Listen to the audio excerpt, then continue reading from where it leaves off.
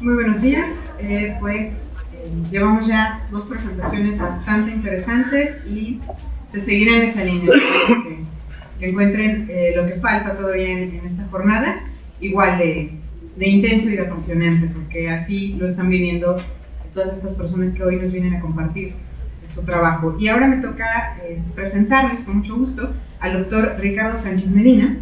Voy a leer un poco de su trayectoria y pasaremos a escuchar qué nos trae para compartir el día de hoy. Bien, el doctor Ricardo Sánchez Medina es doctor en psicología en la UNAM, en el campo de psicología y salud, maestro en psicología con residencia en terapia familiar en la FESI UNAM en 2008, licenciado en psicología en la FESI UNAM con mención honorífica en el 2004, acreditado como tutor en educación y learning por parte de la FESI UNAM.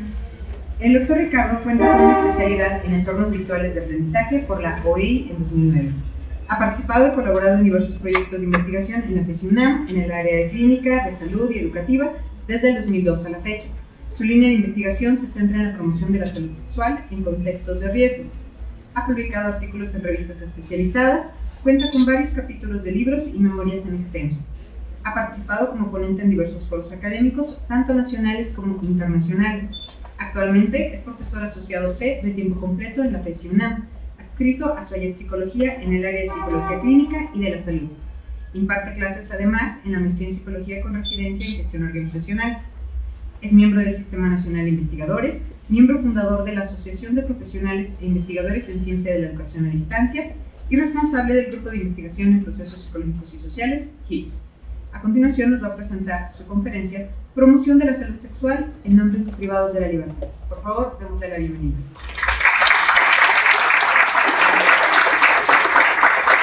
Hola a todos, muy buenos días nuevamente. Ahora me toca presentarles el proyecto de investigación sobre promoción de la salud sexual en nombres privados de la libertad. Entonces, bueno, eso es como algo con lo que me gusta generalmente empezar. Nosotros estamos centrados y orientados generalmente en la prevención del VIH-Sida. ¿Por qué en la prevención del VIH-Sida? ¿No? Habiendo una gran diversidad de problemas de salud sexual, ¿no? Entre ellos tenemos pues, embarazos no planeados, ¿no? Que si al no ser embarazos no planeados, y estamos hablando por ejemplo de personas muy jóvenes, adolescentes, pues sabemos los riesgos que puede implicar el que ellos tengan un embarazo a edades tan tempranas. Los abortos, por supuesto, también es otro de los temas que podemos nosotros también abordar y ver de qué manera pueden impactar, ¿no? en la salud de las personas, de las mujeres principalmente, y las infecciones de transmisión sexual. Entre ellas hay una que destaca por su relevancia en cuanto a nivel epidemiológico, que es el VIH-Sida. Entonces, la única manera, bueno, si ustedes ya iniciaron una vida sexual activa, la única manera de poder prevenir que no tengan VIH es a través del uso correcto y consistente del condón. ¿Qué quiere decir esto? Usarlo de manera correcta, es decir, usarlo de principio a fin, ¿no? Desde dónde lo guardas, ¿no? Cómo lo vas a utilizar hasta retirarlo de manera adecuada. Y consistentemente quiere decir en todas y cada una de sus relaciones sexuales. Esto es importante porque muchas veces al momento de nosotros hacer evaluaciones les preguntamos, ¿usan condón en sus relaciones sexuales? Y dicen, sí. Bueno, ¿con qué frecuencia lo usas? Entonces ya vemos que no es tan frecuente como dicen que lo usan. Y después les preguntamos, bueno, ok, ¿y lo usas en todas y cada una de tus relaciones sexuales? Y ya las cosas van cambiando. Y luego otra, ¿no? ¿Lo usas de manera correcta? Porque, ok, sí lo uso, pero generalmente ¿cómo lo utilizan? Lo utilizan como método anticonceptivo. Entonces tienen la penetración sin el condón y justo antes de la eyaculación se ponen el condón. Entonces el simple intercambio de fluidos, eso ya nos probabiliza de que haya algún riesgo de infección. Pasen. Hay lugares de este lado y allá atrás también, por favor. Entonces, en ese sentido, para nosotros es muy importante, bueno, en la medida en que nosotros impactemos, ¿no? sobre la prevención del VIH, estamos impactando por ende en los otros problemas, ¿no? Por supuesto, si lo hacen de manera correcta y consistente, pues ya estamos previniendo embarazos no planeados y estamos previniendo abortos, ¿no? Entonces, por eso nosotros nos centramos precisamente en la prevención del VIH-Sida. ¿Qué es lo que nos dicen las estadísticas? Tanto ONU-SIDA como ONU-SIDA como CONACIDA, cada año, ¿qué es lo que nos dicen, ¿no?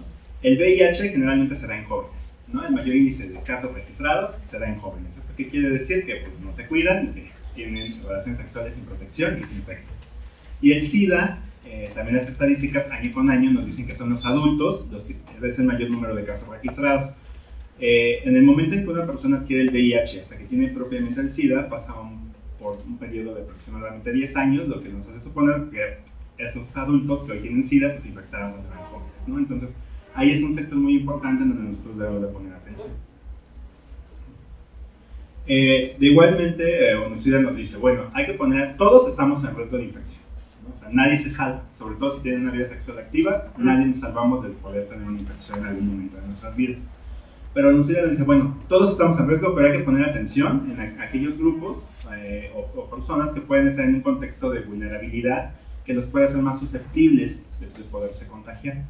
Algunos de esos contextos pues son hombres gay, hombres que tienen sexo con hombres, transgénero. Esto, algo importante sobre este contexto es que no es por el hecho de ser homosexual, no es por el hecho de tener relaciones sexuales con hombres, sino tiene que ver con el tipo de prácticas que nosotros realizamos. Hay 3 tipos de prácticas, vaginales, orales y anales. La que tiene mayor riesgo de contagio es la anal, seguida de la vaginal y por último la oral.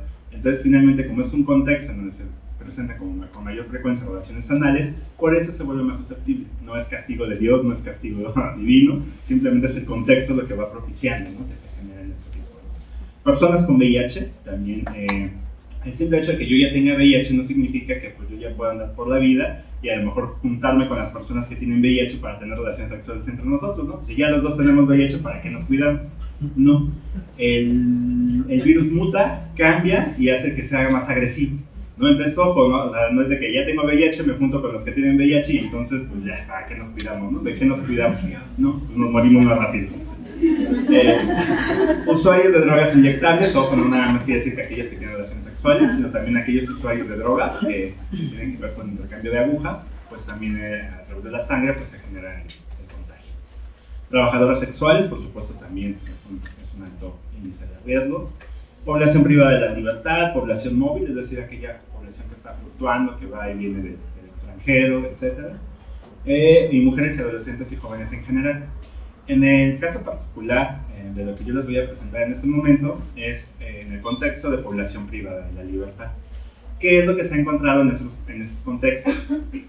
Pues igual, ¿no? O sea, veíamos, no hay usuarios de drogas inyectables, ¿no? Entonces se comparten las agujas, no tienen el cuidado de esterilizado de que cada quien tiene sus agujas y no las compartimos, ¿no? Porque esa es otra cosa importante, ¿no? Obviamente, en términos de intercambio de agujas, entra otro tema que tiene que ver con las adicciones, ¿no? Entonces es otro tema también que impacta y que debemos de trabajar. Pero antes de centrarnos, hablando en términos de la prevención del VIH, antes de trabajar la adicción, tenemos que trabajar primero con no compartas tus agujas, ¿no? O sea, lo primero es salvaguardar la integridad de la persona y lo primero, si yo lo que quiero es prevenir, ¿no? Que haya el contagio de VIH, lo primero que tengo que hacer, a ver, no compartas tus agujas, lávalas, cuídalas, te enseño a cuidarlas, a lavarlas, a esterilizarlas y a no compartirlas. Una vez que hago eso, entonces sí ya me meto el tema de la adicción, ¿no? Porque si yo quiero trabajar la adicción desde el primer momento, pues obviamente entre las recaídas y demás, pues eso los hace susceptibles de contagio. Violaciones, también hay un mayor número de violaciones, obviamente sexo sin consentimiento y por supuesto sin protección. También, bueno, no necesariamente violaciones, no puede haber sexo consensuado, pero finalmente es sin protección, no usan condón. Tienen relaciones sexuales entre ellos o entre ellas, y pues también viene la parte de las visitas conyugales, ¿no? Entonces si se infectan ahí adentro, pues finalmente viene la pareja y también la infecta, ¿no? Entonces todos esos contextos es lo que hemos encontrado, se encuentra en la literatura sobre la población privada de la libertad. Ahora bien, como les decía, ¿no? O sea, la única forma en la que nosotros podemos prevenir el riesgo de contagio es a través del uso del condón. Pero yo les puedo preguntar en este momento, ¿quiénes traen un condón en este momento? 2, 3. ¿Y los demás qué? ¿No? O sea, suponemos, no, pues yo voy a un ciclo de... Venía a trabajar. ¿Qué tal si a su derecha o a su izquierda está la moneda? ¿No? O sea, y de aquí tiene la posibilidad de irse a un lado, ¿no? O sea, generalmente uno dice, no vengo preparado porque no voy a eso. Pero les voy a preguntar, ¿no? O sea, piensen, ¿no? Aquellos que han tenido relaciones sexuales, si ha sido todo perfecto, todo planeado, todo organizado, todo estructurado, ¿no? O sea, han contado los casos. En general, todo es más espontáneo, todo es más, se dio la oportunidad y vámonos, ¿no? Entonces no estamos preparados, ¿no? O sea, todos, bueno, ahorita en este momento estamos en un contexto universitario, entonces todos sabemos que si no usamos condón, pues podemos estar en riesgo de VIH, de casos, de abortos, etc. Y sin embargo, no lo traemos, ¿no? Entonces, ¿por qué no lo usamos? ¿No? O sea, ya deje que lo traigan, porque yo les puedo preguntar, bueno, ya lo traen, ¿no? Pero lo que les decía hace un momento, ¿no? ¿Y lo usa? ¿O lo usas de manera correcta? ¿O en qué momentos lo usas? ¿No? Entonces son como varios los elementos que nosotros debemos de tomar en cuenta. Desde Psicología de la Salud, ¿no? se han creado diversos modelos que tratan de explicar o de predecir el por qué las personas usan o no usan, al menos en ese contexto, condón. Entonces tenemos aquellos modelos como el de creencias de salud, el de autoeficacia, reducción de riesgo, conducta planeada, etc. ¿Qué es lo que nos dicen esos modelos? Esos modelos nos dicen cómo variables de tipo cognitivo impactan en el comportamiento sexual. Es decir, si yo creo que me voy a infectar, si yo me creo en riesgo de poderme infectar, si yo tengo una actitud favorable hacia el uso del condón, será más probable que lo use en relaciones sexuales. Pero ¿qué es lo que hemos encontrado en estos modelos? ¿No? Por ejemplo, uno de los mejores predictores del uso del condón es la intención. Es decir, que si yo tengo la intención de usar el condón en mi próxima relación sexual, será más probable que lo use. Pero ojo, nosotros mexicanos, ¿no? Estamos llenos de buenas intenciones, pero eso no significa que hagamos algo, ¿no? Entonces sí, tenemos muy buenas intenciones, pero no significa que lo usemos, ¿no? Entonces hay otro tipo de modelos que nos hablan de, bueno, o sea, sí es importante esa parte de la cognición, sí es importante esta parte de que sepas o de que te creas que puedes tener un riesgo de infección si no te cuidas, pero también tiene que ver con la parte de las habilidades, ¿no? Es decir, cómo lo haces, ¿no? O sea, usar correctamente el condón, pues es una habilidad, ¿no? Entonces hay que entrenar esa parte de las habilidades. Ok, ya lo sé usar de manera correcta, pero no olvidemos también el contexto, ¿no? O sea, si yo voy a la sierra y enseño al grupo de mujeres, ¿no? Hablando en términos de población móvil, donde los hombres son quienes se van a trabajar a los United, y regresan estos hombres con estas mujeres a las comunidades y tienen relaciones sexuales, pues es muy probable que los infecten, ¿no? Porque finalmente estos hombres al salir, pues tuvieron relaciones sexuales fuera. No es regla, pero se da el caso, ¿no? Entonces yo voy a estas comunidades y quiero trabajar con las mujeres para enseñarles a usar correctamente el condón y que lo deben de usar y demás. Ok, ya las entrené y mi intervención fue sumamente efectiva. Pero ¿ustedes qué creen que va a pasar cuando esos maridos regresen y estas mujeres les digan, no, tenemos que usar condón? De un guamazo, cuando menos. Cuando menos, ¿no? Entonces hay que considerar el contexto, o sea, no nada más es llegar y decir usa condón, no hay que considerar todas aquellas variables que están al lado. O por ejemplo con los jóvenes, yo les puedo decir, bueno, usa condón, lo regalan hasta en el centro de salud, o sea, si no tienes dinero para comprar, va al centro de salud, pero ¿qué creen? Van al centro de salud y las enfermeras les dicen, tú estás muy chiquito, ¿qué haces aquí? Vete a tu casa, ponte a estudiar, y no les dan los condones, ¿no? Entonces, sí, o sea, yo puedo promover, yo puedo hacer muchas cosas, pero si no estoy considerando el contexto en el que ellos se encuentran, pues eso va a ser más susceptible que se dé el riesgo de infección. Uno de los modelos que ha resultado ser muy efectivo en cuanto a nivel de intervención es el modelo de información, motivación y habilidades conductuales. Este modelo que nos dice, por un lado nos dice, ok, tienes que estar informado de entrada, es el primer eslabón. Algo muy importante es que la información es necesaria, pero no suficiente. Yo puedo estar muy bien informado, sé que fumar me da cáncer, sé que tomar Coca-Cola me hace daño, ¿no? Sé que comerme la gorda de chicharrón allá afuera también me hace daño y sin embargo tomo mi cigarro, me como mi gorda de chicharrón y con mi vaso de goma, ¿no? Al mismo tiempo, ¿no? Y al final el cigarro para que haga digestión. Entonces, sé que hay cosas que me hacen daño y sin embargo las hago, ¿no? Entonces, la información es la primera pieza, pero no significa que ahí nos quedemos. ¿Y qué es lo que sucede en las diversas campañas? Las campañas lo único que hacen es dar información, ¿no? Nos llenan de volentitos, de folletos, vamos al ISSSTE, vamos al IMSS, y pues sí, de repente nos llegan a dar, nos toca de repente que hay alguien haciendo sus prácticas o servicio y está dando información. Pero con la información ya sabemos, sí es importante, pero si me quedo únicamente en ese nivel, no voy a lograr nada, ¿no? Porque me va a entrar por un oído y me va a salir por el otro. Aunado que, como les decía, estamos llenos de muy buenas intenciones. Entonces, aquí lo que nos dice, bueno, sí, es importante dar la información, pero al mismo tiempo debemos estar motivados, ¿no? Para quererlo hacer. Si yo no tengo la motivación de querer hacer algo, pues difícilmente lo voy a hacer.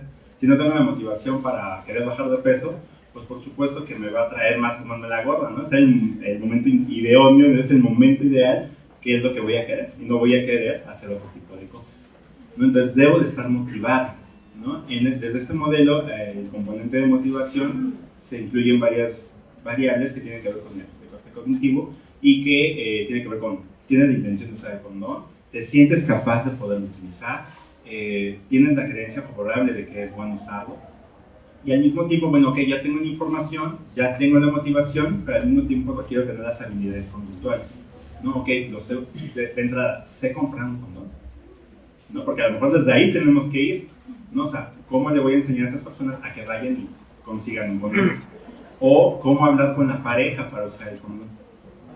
O inclusive, lo que les decía, hay que considerar el contexto, ¿no? A veces lo que tenemos que ir todavía es muchísimo más atrás y es cómo vamos a hablar sobre un tema de sexualidad con la pareja, ¿no? Desde ahí, ¿no? Entonces, para eso es muy importante hacer como diagnósticos que nos permiten identificar cómo anda la población para que en función de ello nosotros diseñemos las intervenciones.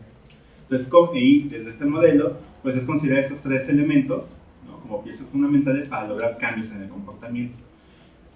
Hay muchos modelos, todos han demostrado su nivel de efectividad, pero a nivel de intervención, este modelo resulta ser de manera breve, muy concreto, y sobre todo para el caso de nosotros que vamos a ingresar en población privada de la libertad, pues obviamente tampoco están muy motivados, ¿no? A querer participar en este tipo de actividades, ¿no? Nosotros, por ejemplo, con adolescentes, pues lo que menos quieren es que les hablen, ¿no? Ya están hasta acá de que les estén diciendo lo que tienen que hacer, ¿no? Ya tienen toda una institución ahí que les está diciendo lo que deben y no deben de hacer. Entonces nosotros llegamos y tenemos que convencerlos de que eso es importante para ellos, ¿no? Entonces, de entrada, ese es el trabajo que nosotros empezamos a hacer y que es como el trabajo más fuerte, porque primero te tienes que ganar a los chicos, ¿no?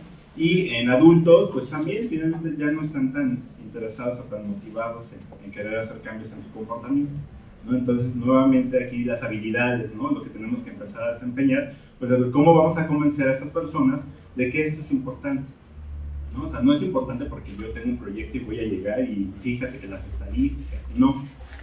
O sea, a ti, ¿no? A ti, mujer, ¿no? Privada de la libertad, ¿para qué te sirve esto? ¿No? De entrada es por ahí por donde tenemos que ir empezando. El proyecto, pues finalmente hacia donde estamos nosotros orientados es hacia la parte de evaluar la efectividad de intervenciones. Estamos retomando este modelo del IMB y, como les decía, algo importante, o siempre lo que hacemos lo hacemos en dos fases. Primero es hacer un diagnóstico. A partir de ese diagnóstico es ver cuáles son las necesidades, cuáles son los comportamientos de riesgo que ellos tienen y en función de ello, aunque ya tenemos programas de intervención establecidos, pues finalmente hacer las adecuaciones para que finalmente impacten en lo que nosotros queremos impactar. ¿Cuál es la idea como más macro que tenemos de este proyecto? Es generar un protocolo, ¿no? de intervención sobre salud sexual en población privada de la libertad. Para ello, al menos durante 2016, trabajamos con mujeres adultas, ¿no? De un centro de administración social y con hombres y mujeres adolescentes, ¿no? El proyecto que aquí les vengo a presentar, bueno, es derivado de eso, pero es trabajar ahora con hombres adultos, ¿no? A partir de ello y después de hacer una comparación entre los diversos programas, es ver qué funcionó, qué fue efectivo para generar este protocolo que pueda ser implementado a nivel de población privada de la libertad, ¿no? Es hacia donde estamos encaminados. Digamos que ya tenemos un camino recorrido, el siguiente paso es trabajar con hombres. Y bueno, como les decía, ¿no? Nosotros trabajamos el año pasado con adolescentes y hombres mujeres. El enlace directo que con nosotros tuvimos fue con la Dirección General de Tratamiento para Adolescentes. Trabajamos con 5 comunidades de diagnóstico y tratamiento de la Ciudad de México. Aquí algo importante es que en toda la Ciudad de México hay 6 comunidades. La sexta comunidad con la que no trabajamos son aquellos que están en estacionamiento, que es decir, llevan su proceso jurídico pero no están internos en ningún lado. A ellos es más complicado poderlos localizar. Si aún así los que están en las comunidades a veces no quieren trabajar, pues imagínense con los que nada más tienen que ir y presentarse a firmar una vez a la semana, ¿no? Entonces por eso nosotros trabajamos con 5 comunidades. De esas 5 comunidades, pasado curioso, cambió la ley en el momento en que nosotros íbamos a ingresar, y muchos de los adolescentes que estaban ahí salieron, ¿no? Entonces la muestra que al final nosotros logramos tener fueron 107 adolescentes, y de esos 100 adolescentes, al momento de la intervención en esas 5 comunidades, al final logramos trabajar con 60 de ellos. Y en el caso de mujeres, nuestro enlace directo fue con la Dirección Ejecutiva de Prevención y Reinserción Social. Trabajamos en el Centro Femenil de Reinserción Social. Esta comunidad está ubicada hacia Tepepan. Y la población, tratamos de evaluar a toda la población. Aquí fueron 224 mujeres las que estaban al momento de internadas cuando nosotros llegamos. Únicamente 94 que se dieron a participar fueron las que tuvieron la disposición, y de esas 94 solo 30 quisieron hacer la intervención, ¿no? Y entonces si nos damos cuenta, o sea, el poder trabajar y poder convencer es sumamente complejo, no es tan sencillo, ¿no? Aquí, les pongo un ejemplo, ¿no?, de lo que nosotros a partir de este modelo hicimos, al menos en la comunidad de mujeres, ¿no? Como conducta preventiva, nuestro énfasis principal era el uso del condón en relaciones sexuales, es decir, que lo usara. Como habilidades conductuales, por un lado, la comunicación sobre temas sexuales y la negociación del uso del condón. Y a nivel de información, pues, lo que sabían sobre VIH en cuanto a síntomas, cuáles son los síntomas, cómo se transmite y cómo se previene el delito. Y en nivel de motivación, pues la intención de usar condón, la autoeficacia para usarlo, las creencias positivas, las actitudes. Aquí algo importante es que en términos de las habilidades conductuales, lo ideal es que nosotros hagamos observación directa. Los resultados que les presento aquí es del diagnóstico. En el diagnóstico nosotros no hicimos observación directa, simplemente fue medida de autorreporte. Lo ideal es hacer la evaluación directa, pero obviamente por las características, necesidades, tiempo y recursos no era posible hacerlo con toda la población, únicamente lo hicimos con las 30 mujeres. Aquí estos resultados son con las medidas de autorreporte. ¿Qué hemos encontrado al momento de nosotros hacer las evaluaciones? Es que les decimos, ¿cómo negocias el condón? No, sí, yo trato de llegar a un acuerdo con mi pareja para que ok. A ver, abuela, hazlo. Y no saben ni por dónde empezar, ¿no? Entonces ese es un buen indicador que nosotros tenemos para comparar, ¿no?, efectivamente lo que dices que haces y con lo que supuestamente haces. Digo, finalmente termina siendo juego de roles y sigue siendo simulado, pero es como la manera más acertada que podemos nosotros tener de poder evaluar esto. Entonces nosotros dijimos, bueno, a ver, vamos a ver qué de todas estas variables supuestamente predicen, ¿no?, el uso de condón. ¿Qué encontramos, no? En términos generales, respecto a la frecuencia del uso del condón, es decir, de una escala Likert de nunca a siempre, con 5 opciones de respuesta, al menos la moda es 1, es decir, que nunca lo usa, ¿no? Entonces, de entrada, ahí ya tenemos un indicador. Conocimiento sobre VIH, pues sacaron 6, ¿no? Pasaron de panzazo, ¿no? Y podríamos decir, bueno, al menos tienen algo de información que podría, ¿no?, ayudarlas, pero si lo vinculamos así de manera cualitativa con la frecuencia, pues vemos que, aunque pasaron el examen, finalmente no lo usan. Respecto a la motivación, era lo que les decía, ¿no? O sea, estamos llenos de muy buenas intenciones, ¿no? Nos sentimos muy capaces de poderlo usar.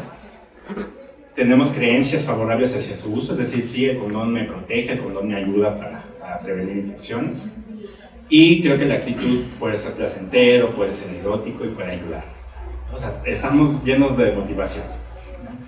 En términos de las habilidades, pues medio hablan con su pareja, algunos sí, algunos no, pero en general no lo hacen.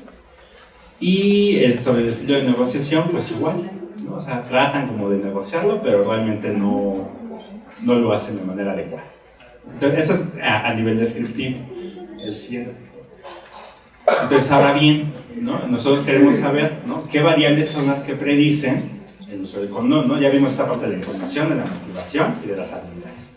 Entonces, ¿qué variables predicen el uso del condón? De entrada, la información no lo predice, ¿no? Es decir, puedo saber poco, puedo saber mucho, pero eso no me dice si yo voy a usar o no por ese rato, ¿no? Entonces ya volvemos a reafirmar lo que decíamos, la información es necesaria, pero no es suficiente. En términos de la motivación, únicamente las creencias y las actitudes, ¿no? O sea, si yo tengo una creencia favorable hacia el uso del condón, es decir, creo que el condón me va a proteger y creo que el condón va a ser erótico o va a ser placentero, pues va a ser más probable que yo use el condón. Y en términos de las habilidades, únicamente hablar con la pareja, ¿no? Es un indicador que nos predice el uso del condón en relaciones sexuales, ¿no? Esto es a grandes rasgos lo que nosotros hemos encontrado, ¿no? Al menos estos datos son de las mujeres en población privada de la libertad. Nos estamos ahorita haciendo el análisis con los adolescentes para ver si encontramos algo similar, algo diferente o qué encontramos, ¿no? Entonces, eso es básicamente lo que nosotros hacemos. Entonces, a partir de este diagnóstico, nosotros diseñamos la parte de la intervención, ¿no?, para finalmente llegar a impactar con las mujeres. Y bueno, entonces eso es como un pequeño panorama, ¿no?, de lo que nosotros estuvimos haciendo durante el año pasado y de lo que pretendemos hacer este año. Ahora la meta que nosotros tenemos es llegar igual nuevamente a la Dirección Ejecutiva de Prevención y Reinserción Social y trabajar en el Centro Varonil de Reinserción Social, que está ubicado en Iztapalapa. Y aquí la población, aquí no lo trabajamos el año pasado porque aquí es un monstruo, ¿no? O sea, como les decía, en las otras entre las 5 comunidades fueron como 130, 140 en total. En mujeres eran 230. Aquí estamos hablando de más de 3.000 personas, ¿no? Por eso no lo trabajamos de manera simultánea, porque era un monstruo atender al mismo tiempo que las demás comunidades, ¿no? Entonces aquí son alrededor de 3.000 personas y lo que buscamos es trabajar, al menos a nivel de evaluación, hacer este diagnóstico de cómo tienen su perfil de riesgo sexual y cuáles son aquellas variables que pudieran estar impactando en la conducta sexual alrededor del 30% de la población, ¿no? Entonces tenemos que descartar pacientes psiquiátricos, tenemos que descartar personas que hablen alguna otra lengua, ¿no? Porque nuestros profesionales realmente están en castellano, entonces tenemos que acoplar la población, pero estamos hablando de hacer al menos la evaluación con 400 personas, ¿no? de entrada, y ahí la intervención pues más bien va a depender de aquellas personas que quieran participar. Cuestiones éticas, bueno, en adolescentes por supuesto era el consentimiento informado a los padres. Una vez que los padres lo aceptaban, pues era irnos con los chicos para ver si ellos aceptaban.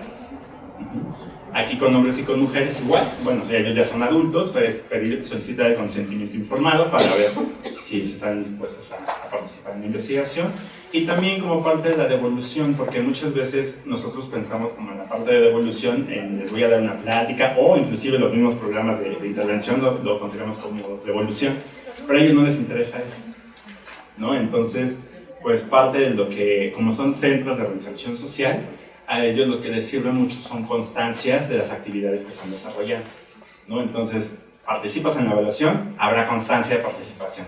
Participas en el taller, habrá constancia de participación en el taller. Entonces, ellos van juntando también sus constancias, digo, no con valor, digo, no es valor por recuperar ahí, pero sí es con valor para que cuando se presenten después digan, como estoy reinsertándome socialmente, he participado en todas estas actividades y pues ya estoy listo para salir, ¿no? Entonces, son como parte de las devoluciones que nosotros hacemos y que es a ellos lo que les interesa.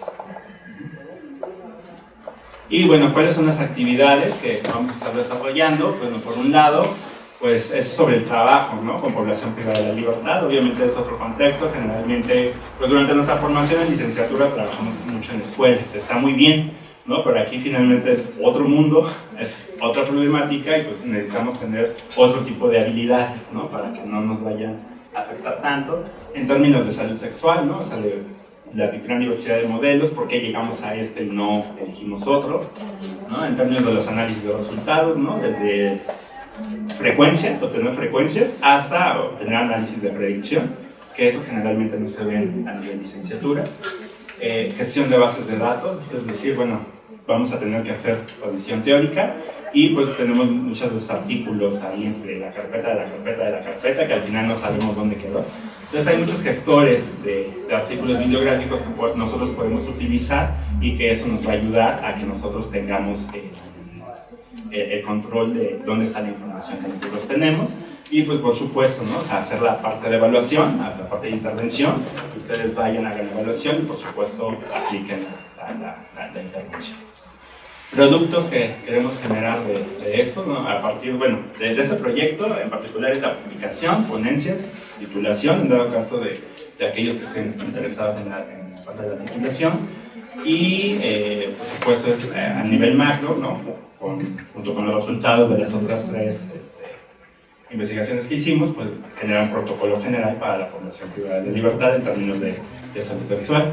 Este proyecto de hombres privados de libertad tiene financiamiento por parte de PAPIT, entonces todos los recursos insumos van saliendo de ese financiamiento y pues eso es básicamente lo que nosotros vamos a hacer respecto a este proyecto. Y bueno, eso sería a grandes rasgos lo que nosotros tenemos. Me sobran 5 minutos lo que me acaban de decir. Tenemos otros proyectos, obviamente por el tiempo y demás, pues no es posible como presentar todo. ¿Te regresas?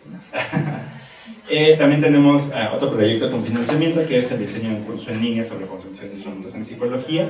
Finalmente nosotros, o algo que les estuve haciendo mucho énfasis, hay que hacer un diagnóstico. Pero obviamente ese diagnóstico no parte de la nada, ¿no? O sea, nosotros tenemos que saber cuál es el instrumento más idóneo para saber si ese es susceptible tanto a la población que nosotros queremos evaluar o al consumidor que nos queremos medir, ¿no? Entonces, al mismo tiempo, nosotros estamos desarrollando cursos en línea sobre el proceso de construcción de instrumentos en psicología. Ya el año pasado lanzamos uno, la primera parte, que era desde la idea general hasta antes de llegar al pilotaje. La idea con este segundo curso es empezar con la parte del pilotaje, ver todo el proceso de confiabilidad y validez, aspectos éticos, ¿no? Es decir, ok, ya tengo mi instrumento, pero ahora ¿qué hago con esos resultados? ¿A quién se los tengo que dar? ¿A quién no se los tengo que dar? ¿O qué hago con ellos? ¿No? Entonces, así ya estamos orientados este curso. También, si ustedes están interesados, a lo mejor, digo, este no es el espacio para hablar de este proyecto, pero también son parte de las actividades que estamos desarrollando y que si en su momento están interesados, pues lo podemos platicar ya con más calma allá afuera. Y también tenemos otro proyecto que estamos desarrollando en un portal web de salud sexual en hombres que tienen sexo con hombres. Aquí estamos trabajando, precisamente lo primero que estamos desarrollando es la parte de los instrumentos, ¿no? Digamos que en población privada de la libertad ya tenemos un camino más avanzado, entonces ahí ya tenemos nuestros instrumentos válidos y confiables y demás, pero en salud sexual en hombres que tienen sexo con hombres apenas estamos en la parte de desarrollar los instrumentos de medición, ¿no? Entonces digamos que ya tenemos como la primera parte andada. El siguiente paso es generar esos instrumentos. Estamos trabajando en un portal web que es el primero en América Latina, es el portal Soy Homosexual, y ahí pues toda la comunidad ha sido muy participativa, ¿no? En términos del trabajo que hemos estado realizando. Entonces hemos obtenido datos también muy interesantes que esperamos poderlos compartir en otro momento, ¿no? Entonces, pues bueno, por mi parte sería todo. Muchísimas gracias.